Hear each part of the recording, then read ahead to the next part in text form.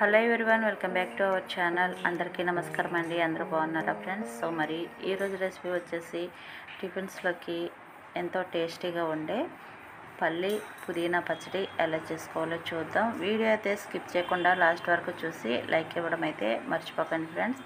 మీరు ఇచ్చే ఒక లైక్ నాకు చాలా వాల్యుబుల్ అండి.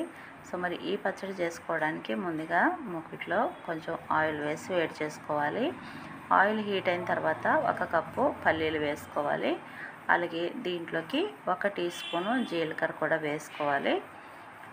రెండింటిని కూడా ఫ్రై చేసుకోవాలి.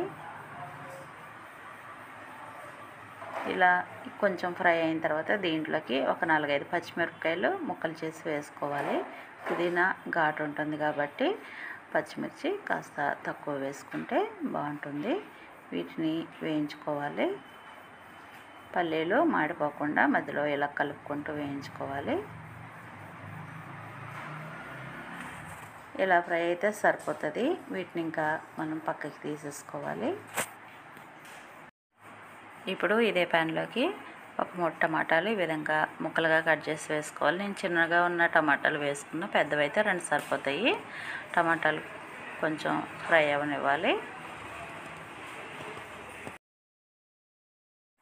టమాటాలు కొద్దిగా ఫ్రై అయిన తర్వాత దీంట్లోకి పుదీనా వేసేసుకోవాలి. పుదీనా అయితే ఒక 2 కట్టలు అయితే వేసుకున్నాను నేను, పెద్దవి. దీన్ని చక్కగా ఫ్రై అవనివ్వాలి. చూడండి, పుదీనా టమాటా 2 ఫ్రై అయిపోయినాయి కదా. అంత పుదీనా వేస్తే వేగిన తర్వాత కొంచెం అయింది, చూసారా?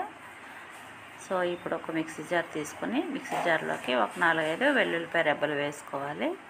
తర్వాత వేయించి పెట్టుకున్న పల్లీలు, జీలకర్ర, పచ్చిమిర్చి వేసేసుకొని ఇందులోకి టమాటా పుదీనా కూడా వేసేసుకోవాలి.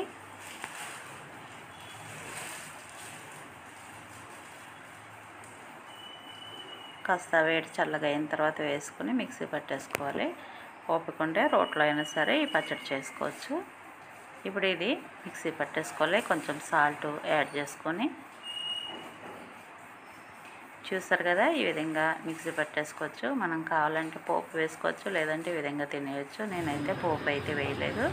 చూస్తారు కదండి, టిఫిన్స్లోకి చాలా బాగుండే పల్లి పుదీనా పచ్చడి చాలా సింపుల్గా చేసుకోవచ్చు. ఇది రైస్లోకైనా తినొచ్చు, కానీ ఎక్కువ టిఫిన్స్లోకే బాగుంటుంది. ఈరోజు అయితే నేను ఇది ఉప్మాలోకి అయితే చేశాను, చాలా బాగుంది. సో మరి నచ్చితే మీరు కూడా ట్రై చేయండి. వీడియోని అయితే లైక్ చేయండి, షేర్ చేయండి. అలాగే కొత్త వారు ఎవరైనా చూస్తుంటే ప్లీజ్ మన ఛానల్ని సబ్స్క్రైబ్ చేసుకుని సపోర్ట్ చేయండి. సో ఉప్మాలోకి అయితే ఈ పచ్చడి చాలా బాగుందండి. సో మరొక వీడియోతో మళ్ళీ కలుసుకుందాం. థ్యాంక్ యూ అండి. Thank you for watching.